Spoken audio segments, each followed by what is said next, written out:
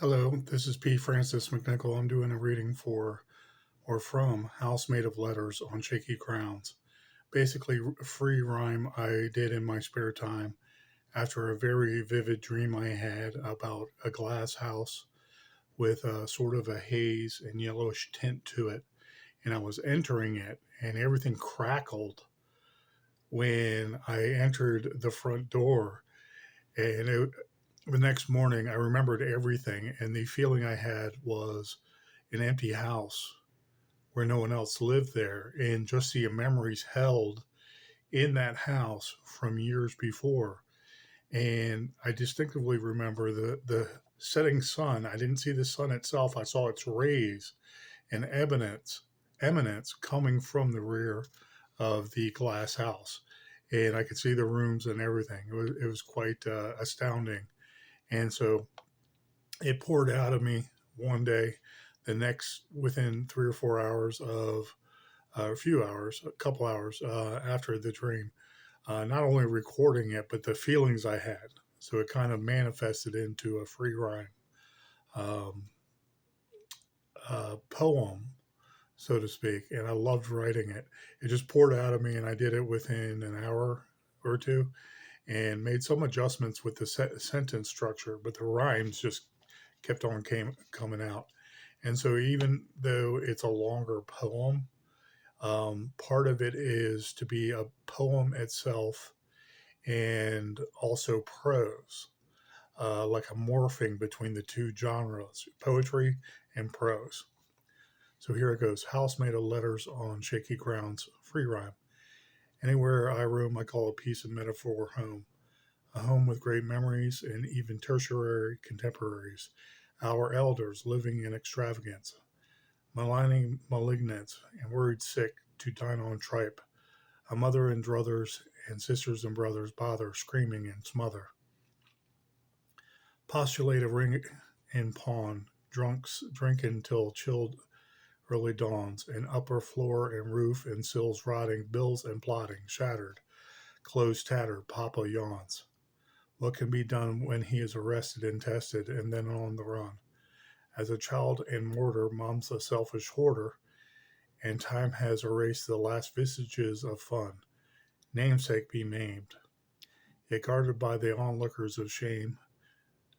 He who went, then came, walls come up but are pocked, then slammed, shamed.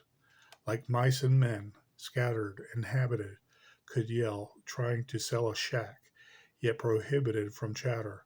What clatter? Nothing soon matters, as incest crests an innocent lost mess, rested in God's belly that fails, but hails an age-long test.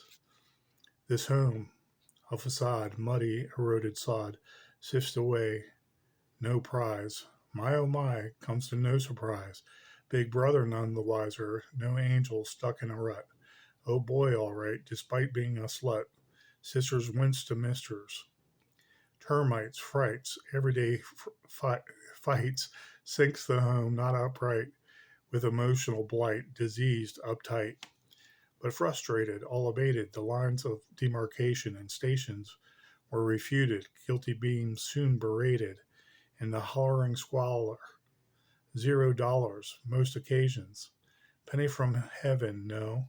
Leavened bread craved, so behaved the youngest quest for knowledge in college, yet identical to dad except for the spectacles, forgiveness, and the pantry receptacles.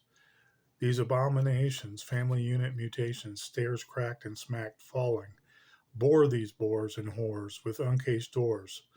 Breezes from the trees, geez, oh Louise. Adulation and consternation becomes a peroration for tortured solicitations. Saying red, Mom? Could it be a room and silk bed that she sees dread? What is hard to believe are the lies conceived by the peeved. Dad made one see better, not bitter, to seek truth in my youth, a forgivable sin. And within, in this domicile, Mother apologizes first, to reconcile and burst with long due diligence. And militants in these walls, corroded dolls, in our stead, like pig stalls in garden halls, leading to happenstance long missed, as sane and remiss. The list is short of converted cohorts, without retort, not distinguished, extinguished, languishing, our hopes and dreams, windows turned dark, no sunny beams.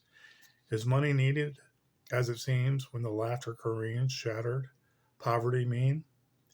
What elliptical mother has seen is mean, not keen, and refrain is a stain upon her brains. Mother forgets her callings like nature in maulings, as she cowers in the showers, a wilted, jilted hedge of flowers. She is pray, and forgets to say, pray for a roof and steadily essay, but just for tomorrow and not for today. Offspring in a ring of violence, forever meek, seek justice because of the father's finicalness and eventual pumice.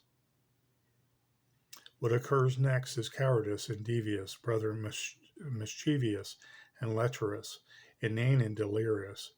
To be expected is erected a room for the afflicted, for liars and lies to be despised. But dad, our father, stalwart supports too, a bother, are cut down, heralded down, impertinent, inconsistent, importunate, a corrupted user and abuser by accusers. The pot calling the kettle black, big brother loses this fact. Even mother regrets this debt. No floor or foyer left for our bereft. She holding the lamps, but deaf. Live and let live buries the shivs. His brother next of kin, full of vim, abides by his asteroid mom, void of debate, but for psalms, to avoid settling qualms. Out there, pitch black, her sisters who attack, brain stew and gloom twisters. Jumping on the wagon, they join mom in spike jargon and kill again the king in the kitchen bitchin'. Beckoning some trivial force of jealousy with open door legacies, a part they will play is to claim it. An art form far from harm and debasement in the basement. Such in case cement and anger ferments to circumvent their appeasement. Negating their lives and birth is their rotund fatty girth, combined like seeping, weeping slime, and spreads falsehood a curse. Stairs cannot bear such disgraceful despair, trestles and melancholy disrepair. Even elation and masturbation of their psyches are returned in kind, a house of cards tarnation. Being triplets in a tempest, giblets in the blender, are less the offender than these near-sighted contenders. A mind bender, letters from jail are much more tender, and blanket as they meander amiss, never right but wrong, like jabbed, skewed prongs, the senders. Words slice, sharp, not a holy tart, couldn't end what they have started. Ducking and dodging, these hodgepodge and degrees of decrees, behind styleless banter collides like a wrecking ball might, a gesture's edict. Who could protect such callous impetus and covetous trust? Alarm resonates from the marplot swarm, the bow to implode or ignite and explode. Ruffians are respected more than these boors, siblings and whores for sure. Where to ride in a black horse, I exhibit my many doors. I have one to the front, two out the rear, many out the sides, and to be clear, four on the floor. They needn't even try, a loss and awry, when I grin as I enter back in. It's no nice for them mice, and sibling sad louses, when they carrying judgment begrudging malls and glass houses. So, doing this rhyme, it was kind of different for me because I've noticed I don't like prose that much, and poetry itself with rhyme, all kinds of different meter, different stanzas, different, if you want to say syllable count, and multiple rhymes compounded on top of other multiple rhymes is one way to do exact poetry. And then I was thinking about rap songs individually, and I was thinking, what if you do free rhyme? If I was singing this, there's better linguists than me in my rendition, and they could sing this very quickly, very fast, and it would be a tongue twister, but really fascinating. And I saw, and coming from a background of dysfunctional families and overcoming and healing, um, I have seen rappers and poets from the inner city get a lot of credit for their rhyme, and none of it makes sense. Some of the meter, some of the way it is written, um, it's poetry. There's a couple things that rhyme, and then other stuff is ad hoc.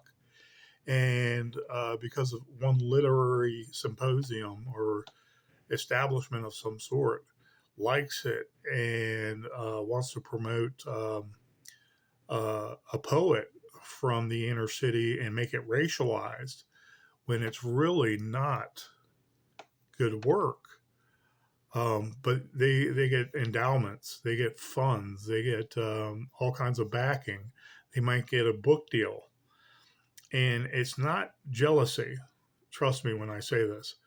It is that they are picking and choosing good art from bad art, and they're choosing the bad art to fulfill a political agenda.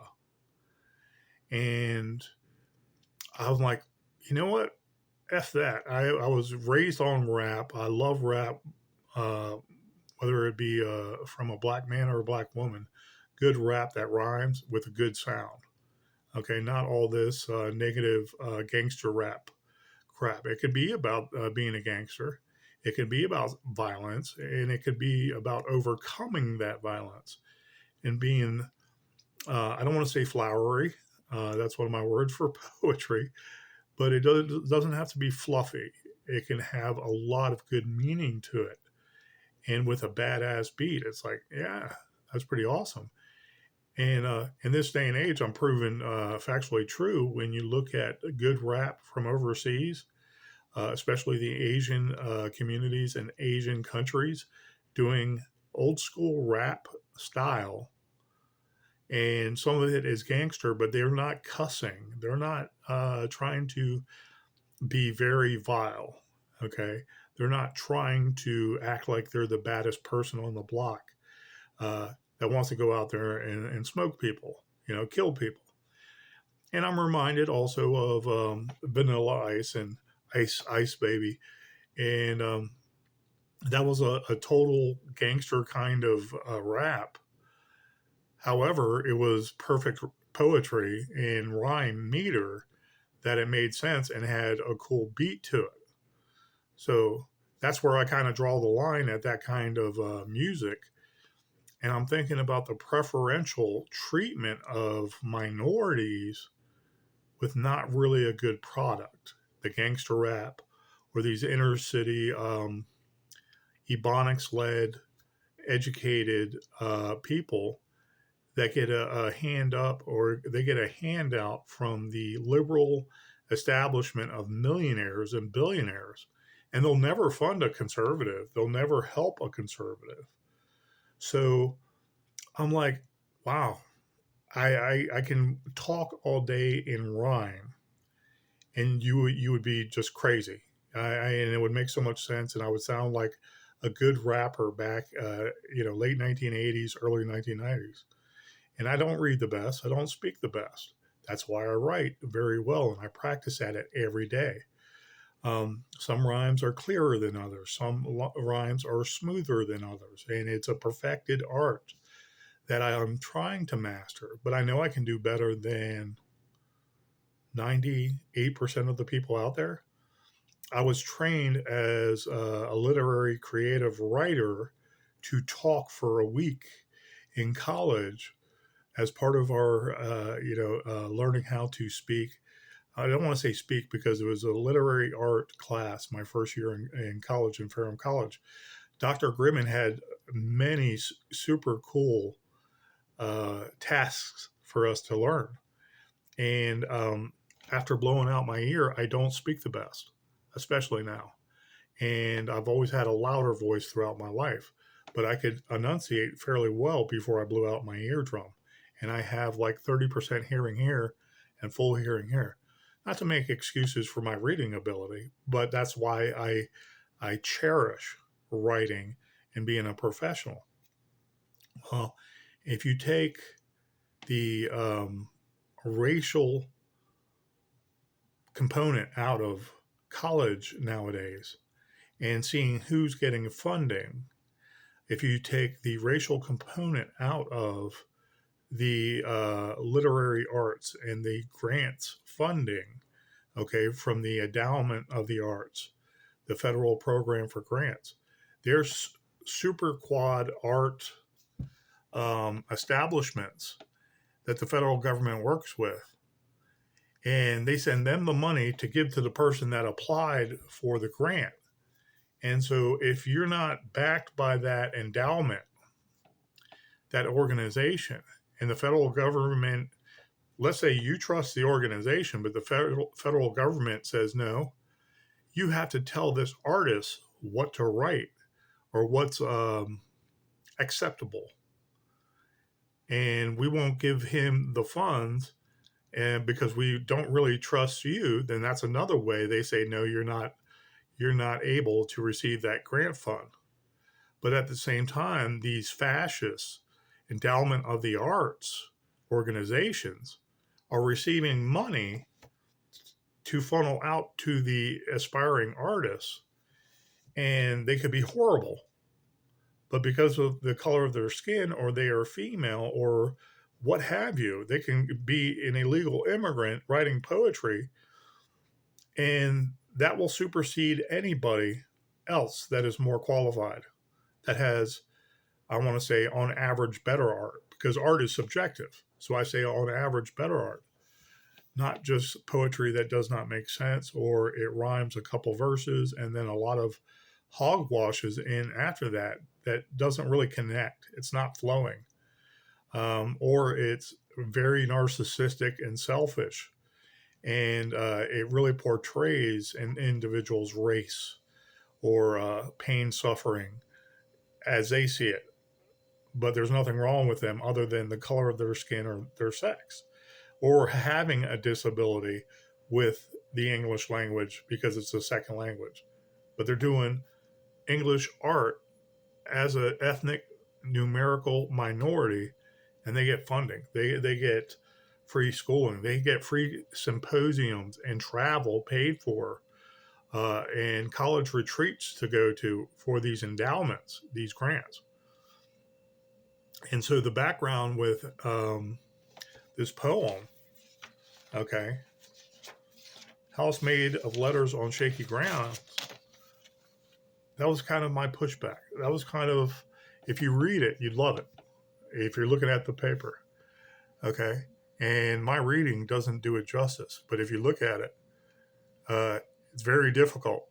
It's a high standard of English literature you'd have to read and see it flowing, understand it, going through the whole house and different parts of the house, going through the father, the mother, the older brother, the older sister, and the younger sisters, and a full family throughout a whole full house. Okay. And it was inspired from just a dream. And if you don't have, I believe, if you don't have a picture, I didn't do my job, but I believe I did do my job in this. And so it was kind of not a pushback against rap. It was a pushback against gangster rap getting credit for being good. Okay. Or the bad poet that's getting sponsored through college and basically has a liberal ideology that they're always put upon. They're always second class. And so racist white liberals with money are the ones that fund these people to continue that division. It's like, no, America was made with everybody being a melting pot. I don't have to agree with you or like you. I don't have to deal with you. But it doesn't mean that I am going to object to you in something you earned, something that was fascinating, that was your own skill. Okay? You don't get equality from equity. Okay? And equality is the whole 14th Amendment. All these things are codified about how we treat each other. I am not here to guarantee you equity in the end goals that you choose. Okay.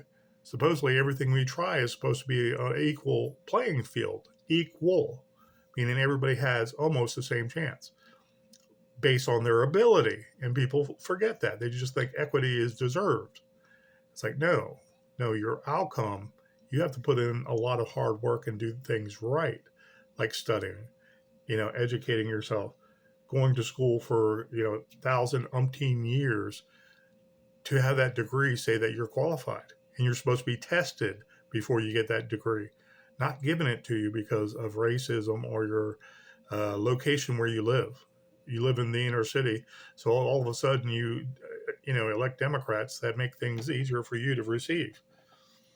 It's kind of a one-sided, slanted. I want to say revolving door, um, twister. Just going down the drain. You know. Anyways, I digress. But thank you for staying with me through House Made of Letters on Shaky Grounds free rhyme.